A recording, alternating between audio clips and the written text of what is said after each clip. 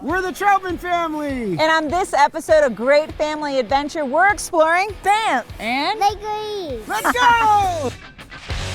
Let's go! I'm so excited!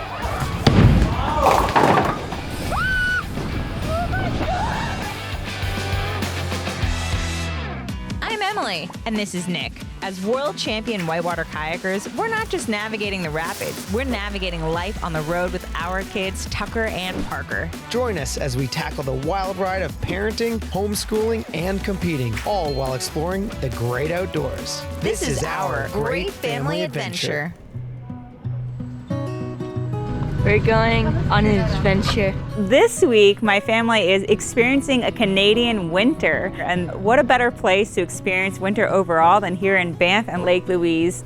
I cannot get over how picturesque this whole region is. It's definitely a winter wonderland. Growing up in Canada, I've definitely spent many winters here, though the kids haven't had and experienced that many winters in Canada. So I was really excited to just get them in the mountains and show them what winter is all about.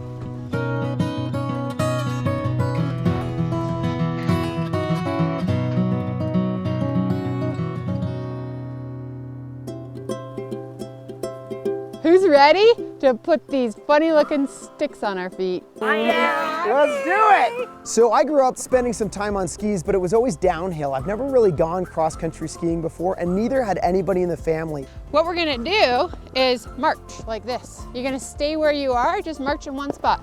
Cross-country skiing is for everybody. Of all the winter activities, it comes with the least amount of risk and the shortest amount of time it takes to learn how to do it. Wait, where are you going? What about the rest of us? I learned so much from Claire, and she's amazing with kids, which is always a huge bonus. I want you to stomp these skis into the snow. Try to break those skis. They were learning without even knowing it. The hardest thing so far about cross-country skiing is maybe actually once you fall down, getting back up. I want you to see how long you can stand on one leg. Where are you looking when you're trying to stand on one leg? Should you be looking down like this? It's really hard to do that, isn't it? There he goes, Daddy down. Should we teach Daddy how to get back up? A great lesson that Claire helped teach us was not just how to fall, but also how to get back up, as we certainly needed that because there was a lot of falling. Parker.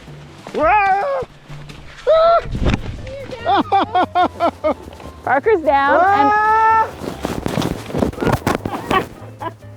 With Parker, she's got the shortest legs. She's always gonna be in the back. So we bring out tools for cross-country skiing so that we can keep a level playing field. So we pull out a jet pack, also known as two inner tubes tied together. I think you got the easy route. As a parent, nothing makes me happier than watching my kids want to reciprocate kindness. So Claire pulled Parker for a majority, but Parker, sure enough, wanted to pay it back and give her a little boost too. It's nice to have somebody tow the guide once in a while. They need a break too, you know, so. There we go. Keep going, Just like those doggies. Move, move, move. Mush, mush. I absolutely love just getting to look around at the mountains and really kind of just get out there where you get to see views that you're not going to get from the parking lot or from your hotel room. Well, actually, we get some pretty incredible views from our hotel room too, but anyway.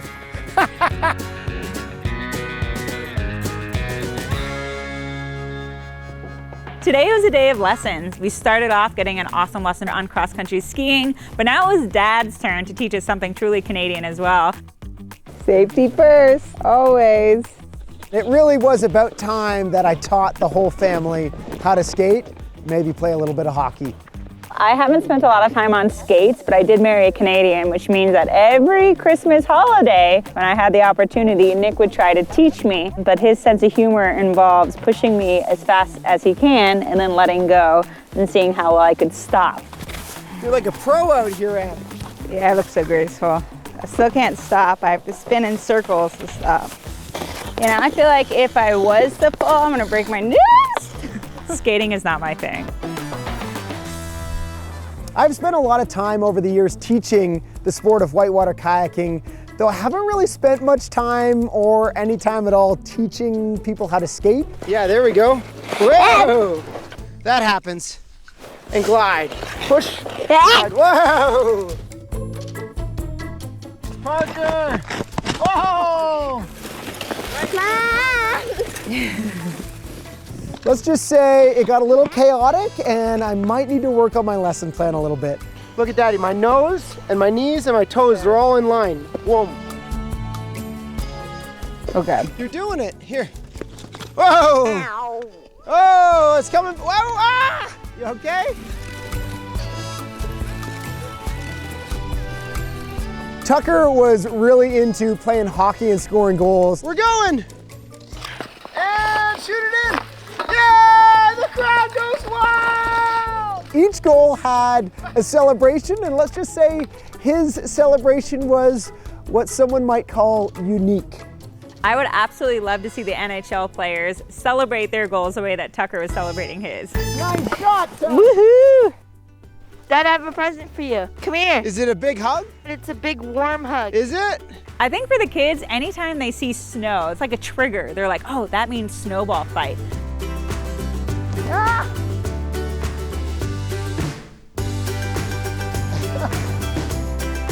ah! ah!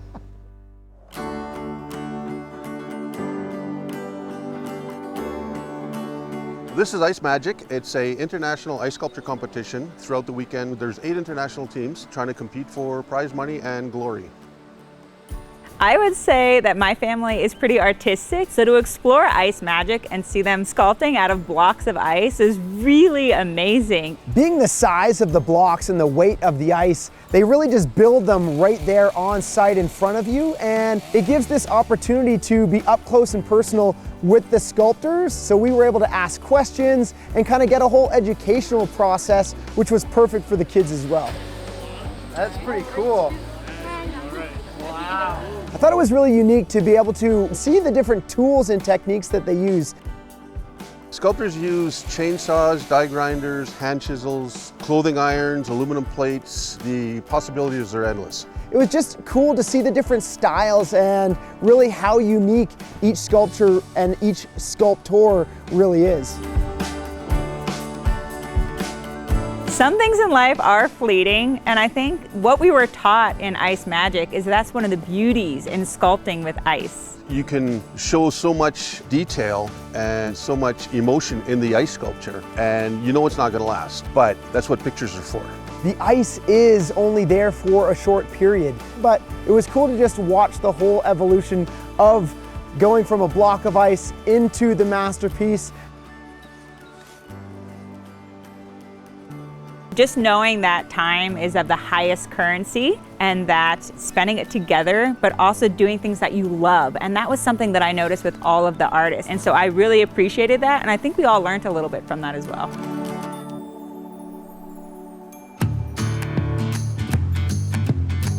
I'm Lloyd. I'm a Teamster. I take people up and down the trail here.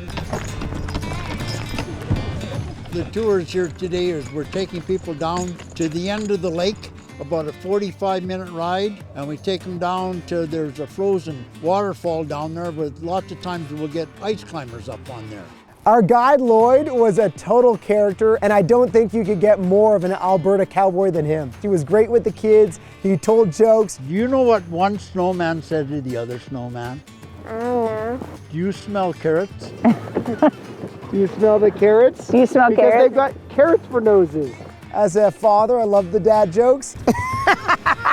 One thing I learned while on this trip is that Western Canada experiences these things called Chinook, where it's warmer weather coming through, which means unexpectedly you may have some snow falling off the trees. So was not expecting that. Right. Whoa! What happened, Parker? When it gets really, really cold, Yeah. the branches get stiff, and all those snow clumps hang on the trees.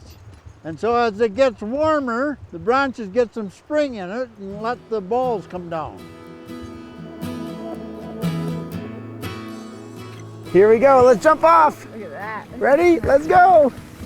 The sleigh ride took us around Lake Louise and into that valley at the back where you get to look back across the lake. We got to see the Fairmount. Again, you're just surrounded by these mountains. While we're in the very back corner of Lake Louise, I'm looking around, looking at the beautiful scenery, but my family had other plans. Sure enough, it turned into another snowball fight. Oh gosh. Ah! You got me! You got me! Ah! I think I'm losing the snowball fight over here.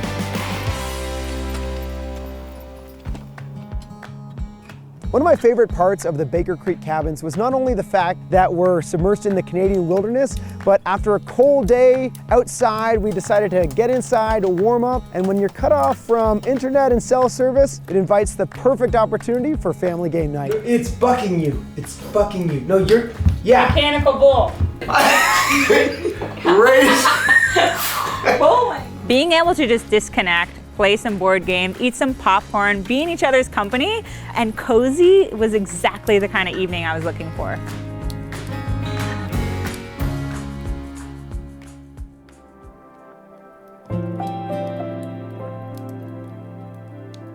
Yep. And then here, 8 times 8 equals what? I know. We use a homeschooling program, and the reason being is because I truly believe that travel is the best education of all.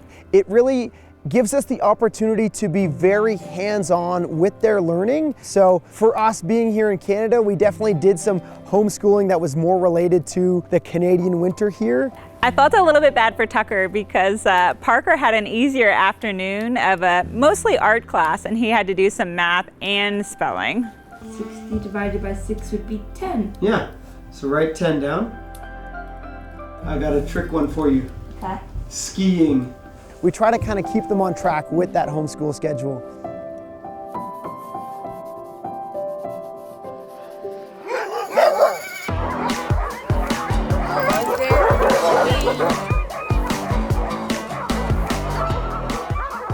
If you're wondering what all the commotion is, we are about to go dog sledding, and the dogs are ready to go. Let's go! I'm so excited! They're going fast now! Canada and dog sled is similar to Canada and the canoe. We travel by dog team because we're a snow country. I have never been dog sledding before, and neither had anyone in my entire family. Dog sledding is a chance to really share Canada's heritage, and that's something that I'm really happy to share with all the guests that come here. At least daily I hear from guests, this has been the highlight of our whole trip. It feels so smooth. I don't know if we can get a better day than this. The only breeds I use to pull a sled that work here is called the Alaskan Husky. And the Alaskan Husky is a super athlete of the dog sledding world. It's the dog that runs 1,000 miles across Alaska in the Iditarod dog sled race. They are bred for endurance and toughness and resilience and recovery. They're fantastic animals. All right, Here we go! Whoa! good dog. Into Good the boy, woods we Dummy. go! I was really impressed to see the power of these dogs and to have a team of dogs pull 3 humans in one sled. The dogs are just really amped up to pull. To have that energy within all these dogs kind of really just builds up the energy within you, and I think everybody got really excited. Are you putting your hand in the snow? Whoa! I would say this unique experience certainly put a smile on my face from start to finish, and it really was just the quintessential experience of going dog sledding in the mountains in the wintertime. You can't beat that. Both of my kids absolutely loved dog sledding, but also on top of that, they got to reward the dogs at the end, basically saying thank you for pulling us through the woods. Raptors. Wobbles. Ooh. After it was all said and done, both Emily and Parker wanted to adopt the dogs, and these dogs are pretty high energy, so I think we might just have to leave the dog sledding to the professionals.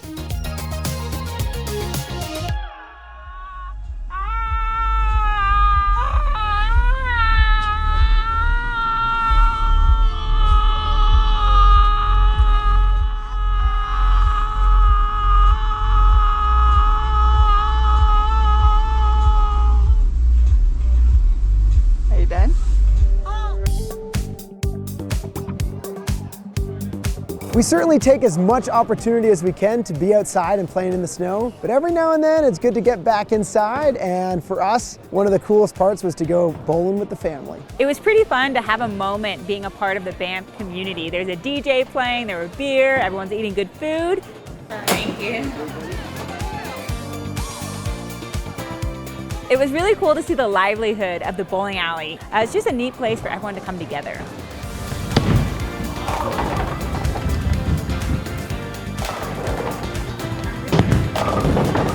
Double strikes in a row. I don't want the bumper on next time. Okay, we can take it off. Emily's actually a pretty good bowler, though in this game, Tucker excelled and actually beat Emily. That may have stung a little bit for her. Tucker actually beat me at this bowling game. I will say it. I'm looking away from the camera so you can't see the anger coming out of my eyes. But the cool thing was Tucker actually put the bumpers down for a majority of his throws, and it's so cool to see how much he's progressed.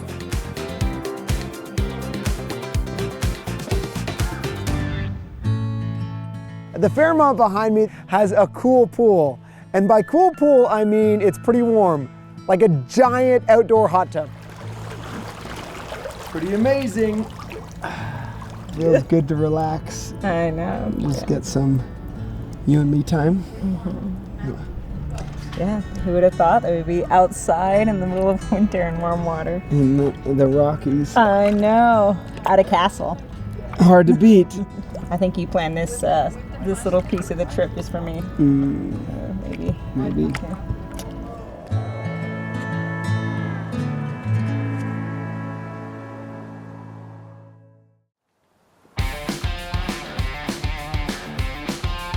We're moving! Heading up the mountain because today we're going tubing.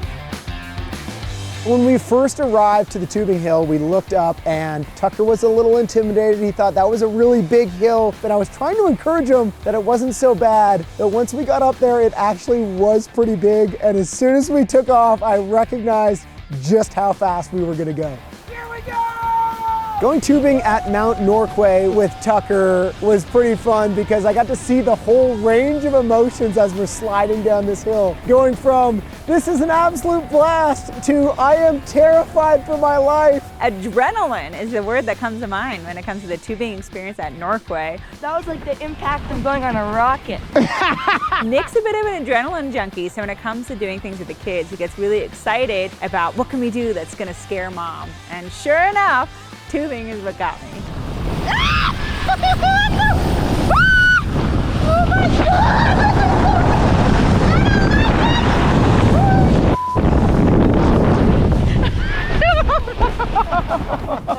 I myself am a bit of a thrill seeker, and I can see that my daughter Parker has really inherited that same streak. She wanted to go to the biggest hill, to the fastest hill. I can really see myself in her, and that scares me a little bit. It's fun and I like that. You like fast?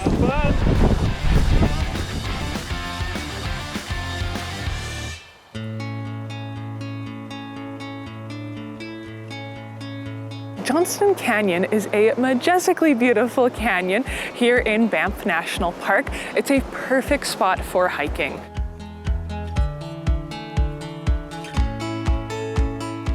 Essentially, all the rock around us used to actually be part of a mountain called Mount Ishbel. And over time, Mount Ishbel came tumbling down, and actually North America's biggest landslide or rock slide in history ever that's been recorded.